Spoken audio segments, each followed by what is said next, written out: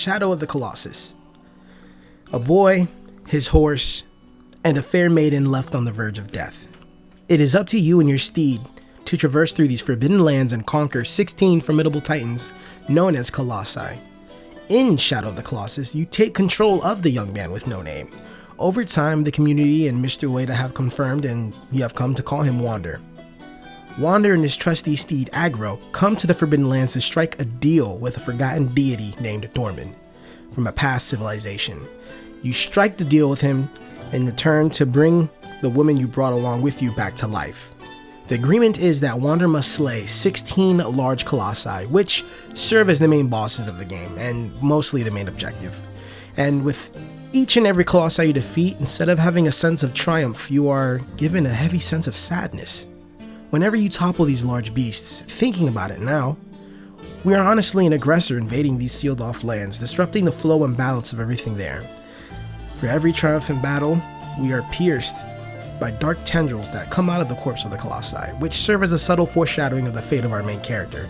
Spoiler alert, after we defeat all 16 colossi, we end up being tricked by Dorman, who was only seeking a chance to break free from his curse and using our bodies as a vessel to manifest himself in a physical form. Regardless of this double cross Dorman does, he still keeps his side of the bargain and restores life to Mono.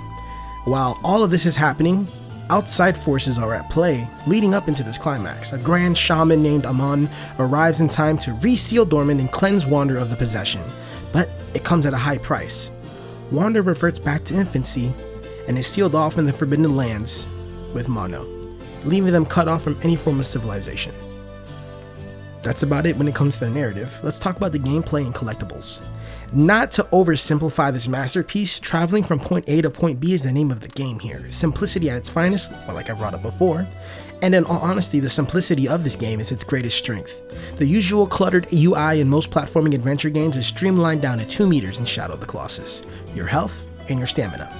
The D-pad serves as the means to cycle through your weapon stash once you unlock them via multiple playthroughs and succeeding in time trials. Each weapon unlocked has a different effect both in combat and graphically, but all essentially share one unique ability, which is sort of like a compass. Pressing circle will have the sword raise up into the sky, and the sunlight hitting it will reflect and show a path in which the next objective lies in, so it is sort of like a compass. More weapons, like the Queen Sword, which is unlocked via time trials, is a weapon that was featured in Ico, another Ueda production. This weapon serves as an Easter egg in some sense, and another unlockable weapon is the Sword of Dorman, which is unlocked after collecting 79 gold coins, which were scattered all over the map in this remaster. I'm pretty sure they added it there just for a little extra pizzazz, I think, or some more replay value. But anyway, a minimalistic UI is a common signature when it comes to these freaking games, and with nothing in your way visually, it's nice to see more screen space showcasing these graphics, and buttery smooth frame rate. Frame rate is the name of the game here. This game delivers 100% on the frame rate. It's fucking awesome.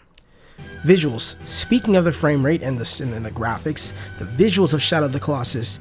Being a genuine remake, there are options when you are going to the settings which will capitalize on the graphic style. Performance mode will give you a stable frame rate of 60, but it locks your resolution down to 1080p. Or the enhanced mode, which takes advantage of the PS4 Pro technology and shoots it up to 4K resolution, but locks the frame rate at a sluggish 30. It's not out of the realm of possibility to say that this game is gorgeous either way. While gathering footage for this review, I found myself just leaving Wander idle while I just looked off into the distance. Like, Jesus Christ, some of this stuff was actually rendered and modeled. Individual patches of branches and patches of blades of grass and stuff, they float around once you run through it, like as if you're disrupting the environment. The dampness of your clothing when you get wet, it actually gets darker due to your character being wet. Your clothing flapping in the appropriate direction when you're riding on Aggro. The breakthrough of the sun exposure when you run out of a canyon or out of a dark shaded forest. Like, my god, Bluepoint dug their boots into this and got to work. And speaking of graphics and whatnot, an added feature to this remake to take advantage of seeing these wonderful graphics is photo mode. which allows you to pause, take control of the game camera itself, add effects, dial in and out of the exposure for a shot, change the filters, the foreground, background focus. This game brings a lot of new features to the table, such as a gallery section containing artwork, character models, so you can compare the beautifulness of the remake compared to the old style of the PS2 version. It's awesome. It's just remodeled and it shows shots of different areas. It's insane. I'm telling you, your jaw will hit the ground if you've played the original and are now playing the remake. It's gorgeous. And I don't know what else to say. Just wrap it up, man. All in all, I've got to say, Shadow of the Colossus 2018 is a damn good game and an excellent remaster. There were a few touchy collision detection moments, but man oh man, it's a huge upgrade compared to the original PlayStation 2 release. This game has it all: compelling narrative, a wonderful combat system that focuses on your stamina / rip gauge, time stabs, swings, and your aim. The variety of bosses really provide an awesome experience. Each one is unique in its own way, from climbing up its back and stabbing its weak points to taking aim and luring it towards you so Wander can hop on and hitch a ride on an airborne colossi and just bring it down. I've got to say this once again, this game has enough variety to keep you going. Each boss is completely different from another. There are enough time trials and items to collect to give you a hefty 50+ hours of replay value. Or if you want to complete a literal masterpiece of a video game one weekend, I recommend this game highly.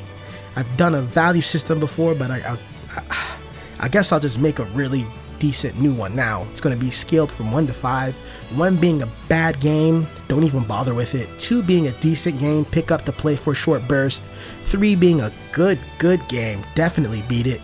4 being a great game, beat it and invest as much time as possible. And 5 being an excellent game with some awesome replay value, and to complete it in its entirety, I'm slapping Shadow of the Colossus with a 4.5. A great game, definitely beat and invest as much time as possible, explore the environment, collect some endgame items and weapons, and just have a little fun.